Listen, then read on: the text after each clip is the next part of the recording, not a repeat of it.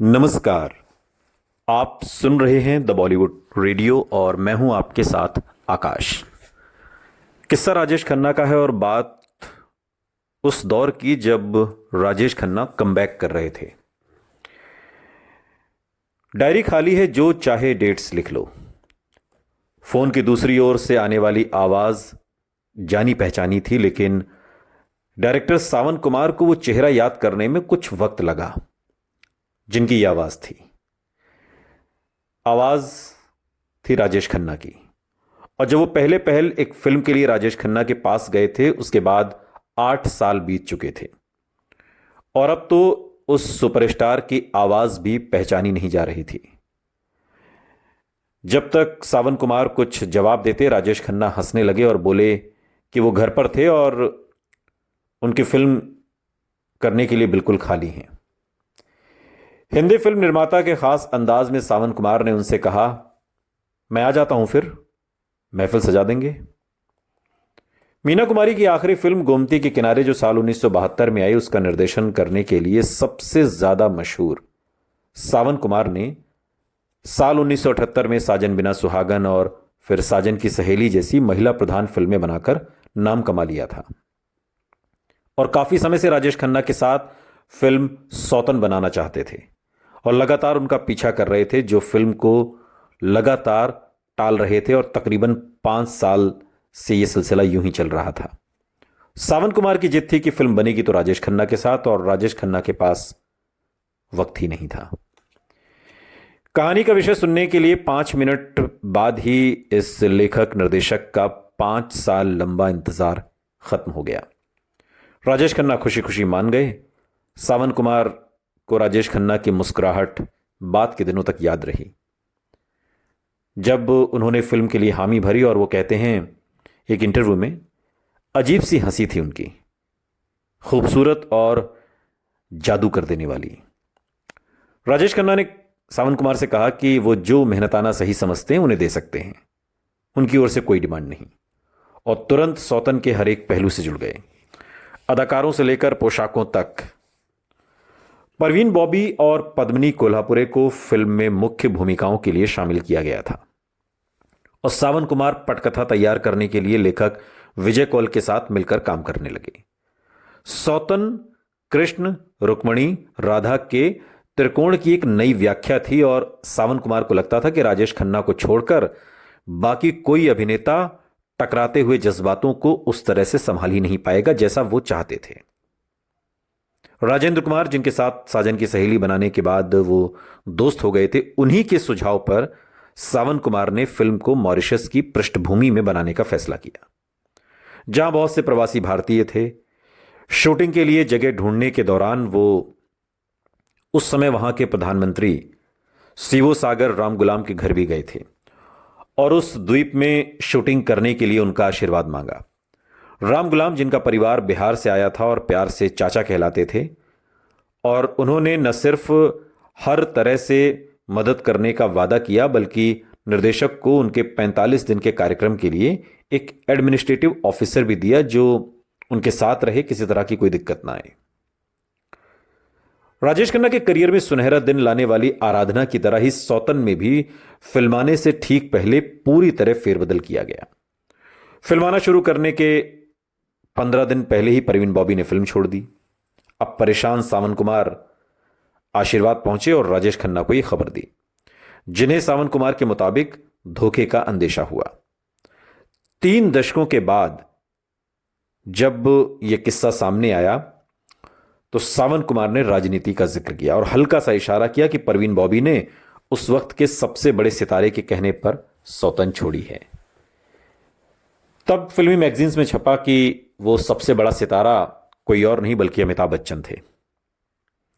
राजेश खन्ना ने जीनत अमान को फोन करके उनकी भूमिका की पेशकश की, लेकिन फिल्म के लिए लगातार 1.5 महीना वो नहीं दे सकती थी और तब सावन कुमार को मुख्य भूमिका के लिए टीना मुनीम का ख्याल आया।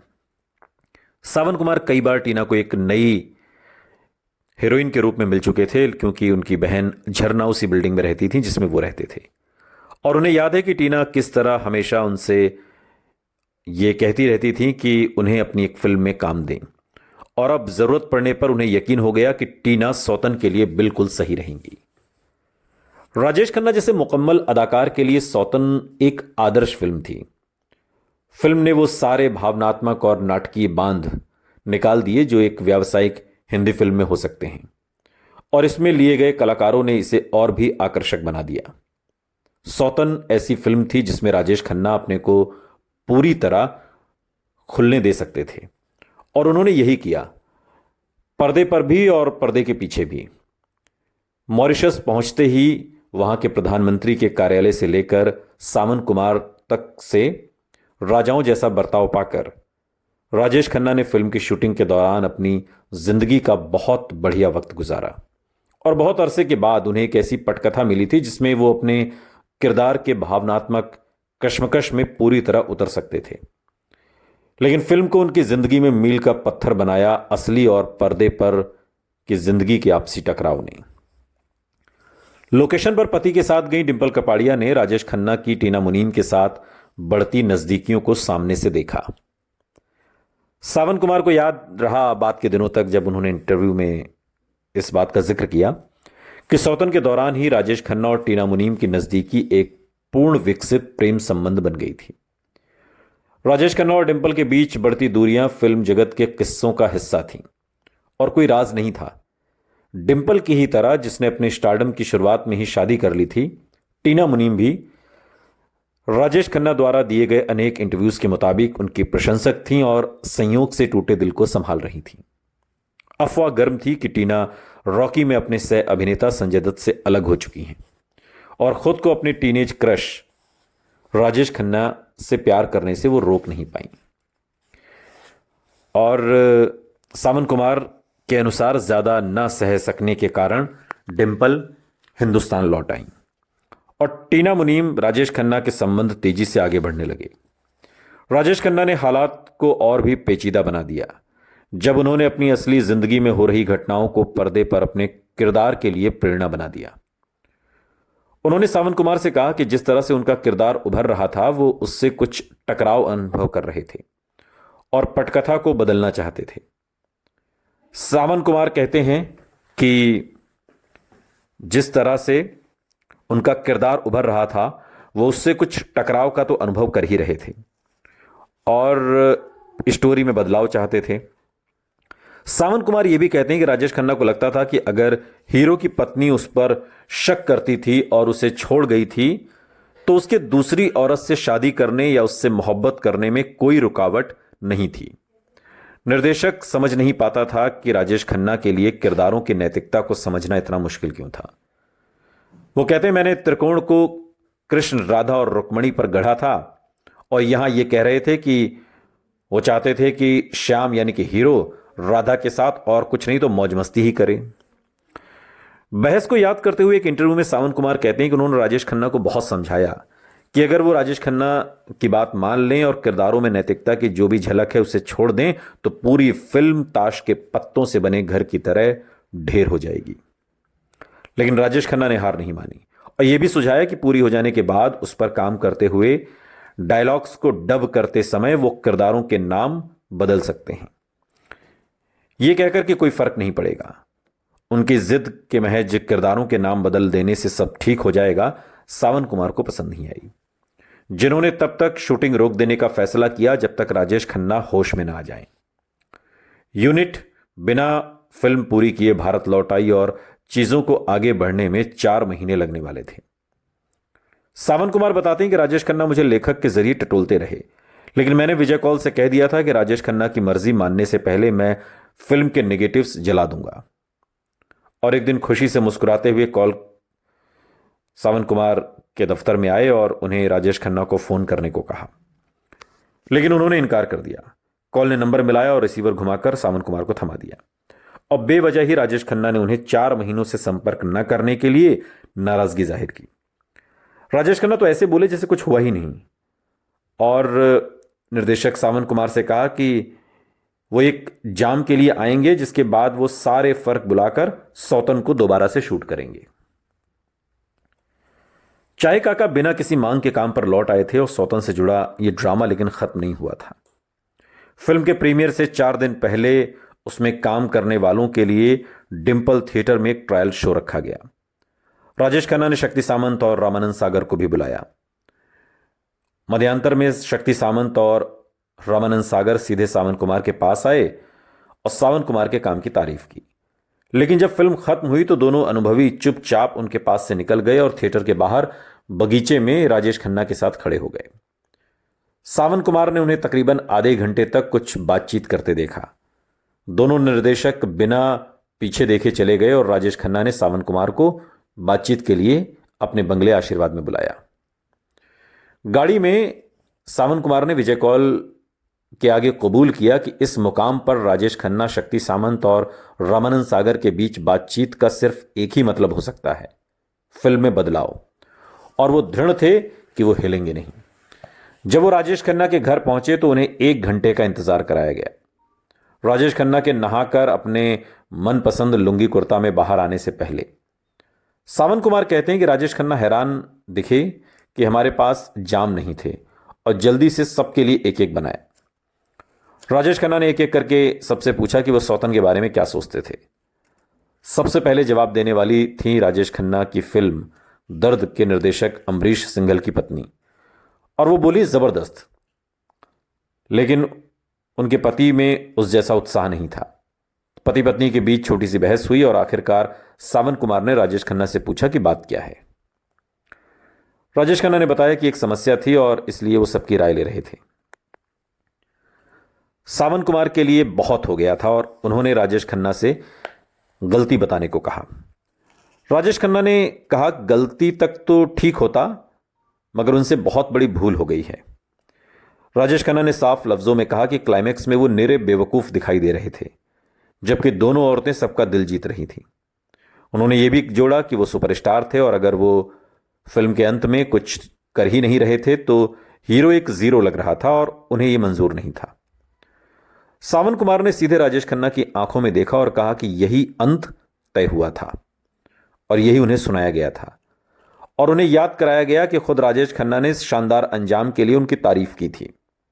उन्होंने यह भी कहा कि हालांकि वो शक्ति सामंत और रामानंद सागर दोनों की इज्जत करते थे, वो उनके इस नजरिए से सहमत नहीं थे कि सौतन का दूसरा हिस्सा राजेश खन्ना को अच्छी तरह से पेश नहीं करता।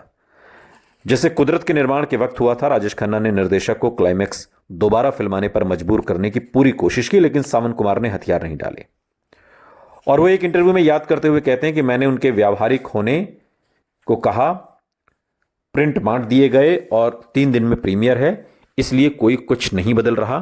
तब राजेश खन्ना ने प्रीमियर पर ना आने की धमकी दी और सावन कुमार ने जवाब दिया कि यह फैसला राजेश खन्ना को करना था, और यह कहकर वो चल दिए। राजेश खन्ना की झक्की मांगे शायद ये दिखा रही थी कि उन्हें फिक्र थी कि अगर सौतन नाकामयाब रही तो ज्यादा दोष उन पर आएगा, क्योंकि दोनों नायिकाएं इतनी बड़ी नहीं थीं कि लोगों को खींच पाएं। साथ ही हो सकता है कि शायद उन्हें यह फिक्र रही हो कि अगर फिल्म कामयाब हो गई तो उनका योगदान अनदेखा रह जाएगा, क्योंकि नायिकाओं के किरदार इतने अहम थे कि नायक को ज्यादा अहमियत देने के लिए राजेश खन्ना का जोर लगाना उनका फिल्म की कामयाबी से ज्यादा फायदा उठाने की ख्वाहिश हो सकता है। इस फिल्म में उन्हें काफी विश्वास था। अगले 3 दिन तक राजेश खन्ना अपने कमरे में अपने आप में एक तरीके से बंद थे और सावन कुमार से संपर्क नहीं किया। सावन कुमार ने भी विजय कौल से कह दिया, कौल चूंकि राजेश खन्ना के बहुत करीब होने के बावजूद भी उनकी बातों में तर्क नहीं देख पा रहे थे कि राजेश खन्ना को अहम को सहलाने के लिए वो तैयार नहीं है।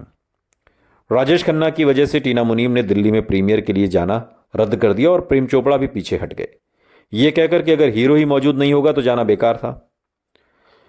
जिस दिन दिल्ली जाना था उससे 1 दिन पहले राजेश खन्ना ने विजय कौल को दूत बनाकर भेजा और सावन कुमार को जानकारी दी कि वो प्रीमियर के लिए पहुंचेंगे। प्रीमियर वाले दिन राजेश खन्ना और उनके आदमियों ने होटल के कमरे से ही देश भर के डिस्ट्रीब्यूटर्स से सौतन के बारे में पहला फीडबैक मालूम करने को कहा, और जैसे ही पता लगा कि 1 हफ्ते की अग्रिम बुकिंग हो चुकी थी तो उनका मूड बदल गया। और जब आखिरकार पूरा दल 3 बजे के शो के लिए शीला थिएटर पहुंचा तो उन्होंने देखा जो मंजर, उससे सारे शक दूर हो गए। मैटिनी शो खत्म हो चुका था और जब दर्शकों को अगले शो के लिए राजेश खन्ना के आने की खबर लगी तो भीड़ ने उन्हें कार के चारों ओर घेर लिया। जिसमें राजेश खन्ना आए थे। एक बार फिर बीते दिन लौट आए थे। वो उन्माद जो उनकी हर फिल्म पर हुआ करता था, तकरीबन 10 साल से बंद पड़ा था, अब उसी का एक टुकड़ा वापस आ गया था। राजेश खन्ना ने दर्शकों के साथ शो देखा और उनकी प्रतिक्रिया पर यकीन नहीं कर पाए। सावन कुमार राजेश खन्ना के पास गए और साहिर का एक शेर कहा, ले देकर फकत एक नजर ही तो है हमारे पास, क्यों देखें जिंदगी को किसी और की नजर से हम। सौतन टिकट खिड़की पर बहुत चली। उसमें पुरानी क्लासिक राजेश खन्ना की फिल्मों की सारी खूबियां थीं। भारी ड्रामा, रिकॉर्ड तोड़ संगीत, लता किशोर के चुलबुले 2 गाने, शायद मेरी शादी का ख्याल दिल में आया है, या फिर दिल छूने वाला एक गाना है, जिंदगी प्यार का गीत है।